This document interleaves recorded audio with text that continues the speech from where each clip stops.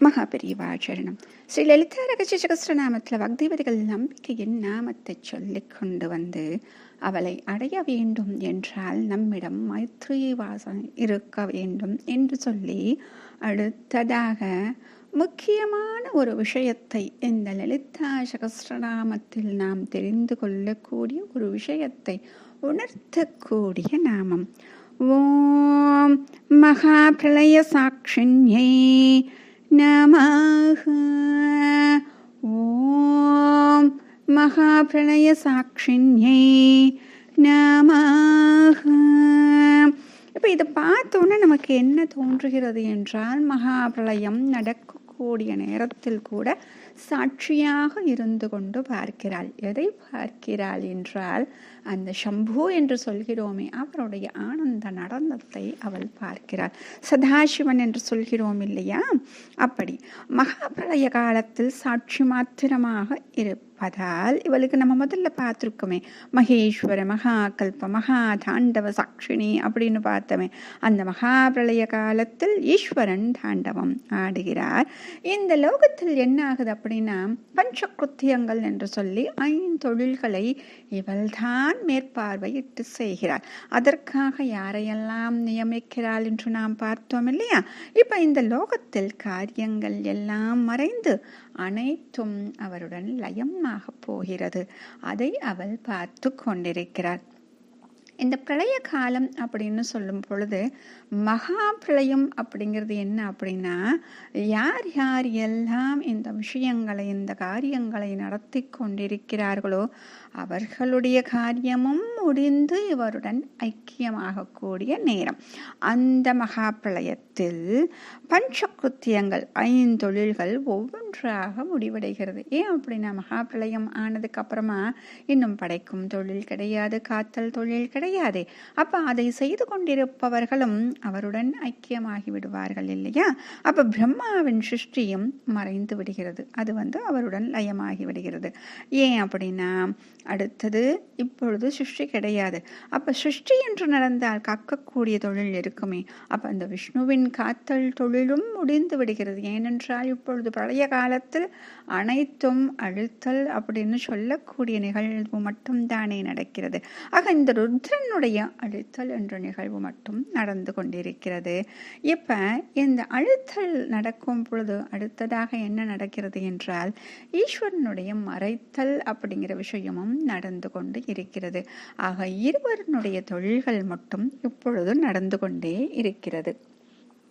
இப்ப இதுதான் நடக்கிறது. சரி, இந்த 2ம் முடிய வேண்டும்.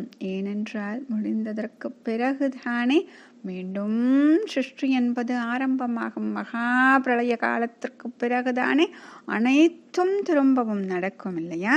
இந்த 2ம் முடிய வேண்டும். அதைத்தான் இவள் பார்த்து கொண்டிருக்கிறாள். நம்ம என்ன சொல்றோம், மகா பிரளயத்தை அவள் பார்த்து கொண்டிருக்கிறாள் நம்ம சொல்றோம். இந்த மகா பிரளயத்தை எதற்காக பார்த்து கொண்டிருக்கிறாள் என்றால், இந்த அழுத்தல் தொழிலும் இந்த மறைத்தல் தொழிலும் முடிய வேண்டும். அது முடிந்தவுடன் இவர்கள் இருவரும் இவளுக்குள் ஐக்கியமாகி விடுவர். ஏன் அப்படின்னா, 5ஆவதாக இருக்கக்கூடிய சதாசிவம் இவளுடைய பதி. அதனால்தான் இவள் காமேஸ்வரன் காமேஸ்வரி அப்படி நம்ம சொல்றோமே. அவள் அப்படி இருக்கக்கூடியவர்கள், அவர்களும் தன்னுள் ஒடுங்கக்கூடிய நிலையை பார்த்து காத்து கொண்டு இருக்கிறாள் அப்படின்னு சொல்றதுதான் மகாபிரளய காலத்தில் சாட்சியாக இருந்து பார்க்கிறாள். சௌந்தர்யலகரில் 26 ஸ்லோகத்துல அந்த 26வது பாடல்ல இதே பொருளை தரக்கூடிய விஷயத்தை அங்கே சொல்வார். என்ன என்றால், எத்தனை தொழில்களும் செய்யக்கூடிய ஒவ்வொரு மூர்த்திகள் இருக்கிறார்கள் இல்லையா, அவர்களுக்கும் அழிவு ஏற்படுகிறது. ஆனால் அந்த ஆலகால விஷத்தை உண்டானே உன்னுடைய பதி, அவனுக்கு மட்டும் எப்படி இப்படி ஒரு நிகழ்வு இருக்கிறது, அவன் மட்டும் இங்கு ஆடிக்கொண்டு இருக்கிறான் என்று கேட்கிறார். அதாவது அங்கே அவருடைய ஆட்டம் எதனால் என்றால், இவளுடைய தாடங்க மகிமை, இவளுடைய மாங்கல்ய பகம். அந்த மாங்கல்ய பலத்தினால்தான் அத்தனை பெரிய ஆலகால விஷத்தை உண்டாலும் அந்த சம்புகு இன்னும் எப்படி ஒரு லீலையை செய்து கொண்டு இருக்கிறார், பழைய காலத்தில் ஆனந்த தாண்டவத்தை ஆடிக்கொண்டு இருக்கிறார் அப்படின்னு சொல்றாங்க. இந்த பாடலினுடைய விசேஷமே அம்பாளினுடைய தாட்டங்க மகிமை அப்படின்னு தான் சொல்லுவாங்க. ஏன் அப்படின்னா, இந்த பழைய காலத்தில் அங்கே அவர் ஆடிக்கொண்டு இருக்கிறார் என்றால், எத்தனை பெரிய நிகழ்வு நடக்கிறது என்றால், இன்னும் இவர் மட்டும் இருக்கிறார் என்றால் இவளுடைய தாட்டங்க மகிமை அப்படின்னு சொல்லிட்டு, அதனால்தான் சதாசிவம் சேமமாக இருக்கிறார் அப்படின்னு. இதையே தான் 28வது ஸ்லோகத்தில் அந்த தாட்டங்க மகிமையை சொல்லி அம்பாள் தனியாக அங்கே பார்த்து கொண்டு இருக்கிறாள் அப்படின்னு சொல்லிட்டு சொல்லுவாங்க. இப்போ இதே விஷயத்தை சிவானந்த லகரியில் சொல்கிறாங்க.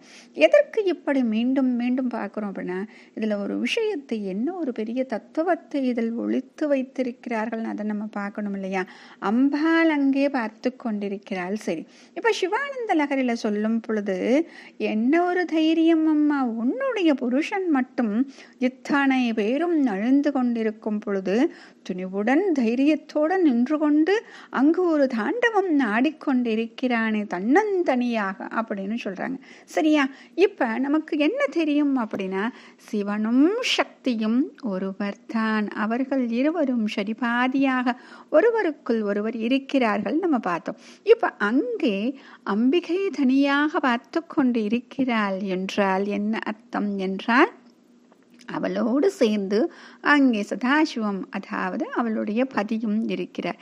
இங்கே என்ன சொல்றார் சிவானந்த லகரில, உன்னுடைய பதி அங்கே ஆடிக்கொண்டிருக்கிறார் தன்னந்தனியாக இத்தனையும் பார்த்து கொண்டுன்னு சொல்லும் பொழுது, அவளோடு சேர்ந்து அங்கு யார் இருக்கிறார்கள் என்பதை நாம் புரிந்து கொள்கிறார்.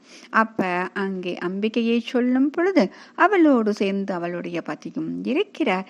இங்கே சிவனை சொல்லும் பொழுது இவனோடு சேர்ந்து இவனுடைய பதியும் மனைவியும் சேர்ந்து இருக்கிறார்கள் அப்படின்னு சொல்லக்கூடிய ஒரு விஷயத்தை அந்த சிவசக்தி ஐக்கிய சுரூபத்தை நமக்கு விளக்குவதற்காக இந்த மகா பிரளய சாட்சினி என்று அற்புதமான ஒரு நாமத்தை நமக்கு சொல்லி இருக்கிறார்கள்.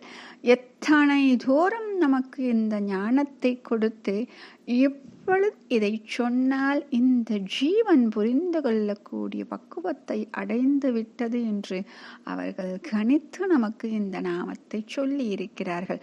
ஆக போக்காக பார்க்கும் பொழுது மகாபிரளய காலத்தில் சாட்சியாக இருக்கிறாள் என்று பார்க்கிறோம்.